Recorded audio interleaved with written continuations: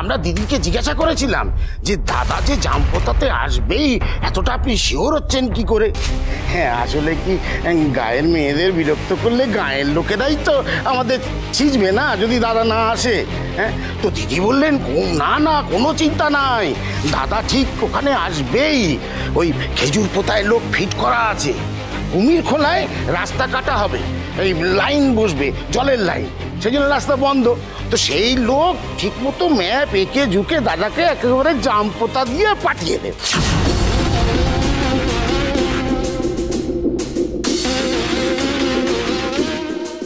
উফ, wonderful planning, wonderful wonderful. দি, এবার তুমি বুঝতে পারছো তো যে তুমি ঠিক কিভাবে জামপোতা অ্যাক্সিডেন্টালি পৌঁছে গেছিলে? আন্টি আন্টি, তুমি বুঝতে পারছো তো যে মা ছাড়া লক্ষ্মী কিভাবে দীপের বিয়েটা দিয়েছিল? হ্যাঁ, তারপর তারপর তারপর তারপর কি হয়েছিল? তারপর আর কি, এই দিদির কথা মতো আমরা কাজ করলাম, দিদির বিয়ে দিলাম, তারপর ওই দিদির টাকায় দিদির বিয়ের ভোজ আমরা খেলাম। কিন্তু ম্যাডাম, আপনি যে দাদাকে এত ভালোবাসেন আর আপনাদের জীবনটা যে এইভাবে কেঁচে যাবে ও বুঝতে পারি নাই। খুব ভুল হয়ে গেছে আমাদের, সরি।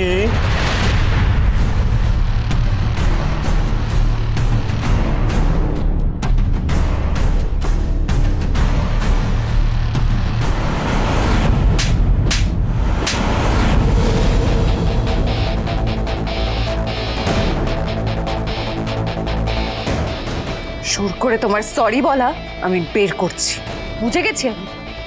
সব এই ইনকাদির চক্রান্ত। ইনকার নামে একটাও বাজে কথা বলবি না তুই, ঝাপি। শুধু ইনকা নয়, আমারও সন্দেহ হওয়াতে আমিও গিয়েছিলাম জামপোতা। এদের সবার সঙ্গে কথা হয়েছে আমার, পুলিশের চাপে এরা সবকিছু স্বীকার করেছে। আরো অনেকে ছিল, এই দুজন পালের গোদা বলে এদেরকে ধরে নিয়ে এসেছি। চক্রান্তটা তুই করেছিস জাপি, আর আমার এগেইনস্টে করেছিস।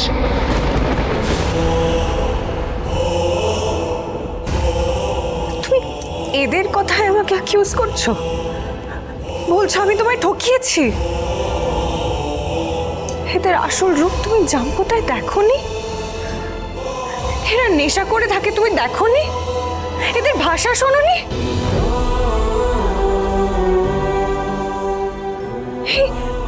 নেশাখোরদের কথা শুনে তুমি আমায় অ্যাকিউজ করছো। ছোটবেলা থেকে তুমি আমায় দেখছো দীপদা,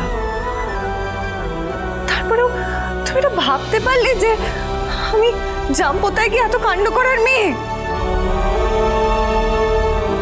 তোমাকে পাওয়ার এত ডেসপারেশনই যদি থাকতো, আমার এত ম্যানিপুলেশন করার ক্ষমতাই যদি থাকতো, তাহলে 5-5টা বছর আমি আনন্দপল্লীতে বসে বসে তোমার জন্য অপেক্ষা করতাম।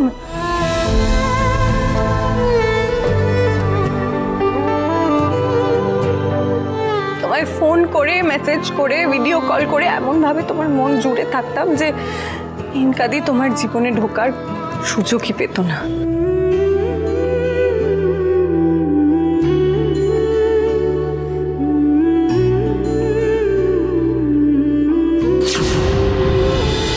লক্ষ্মী ঝাঁপি প্রতিদিন সন্ধ্যে 6:30টায় স্টার জলসায় ও জিও হটস্টারে।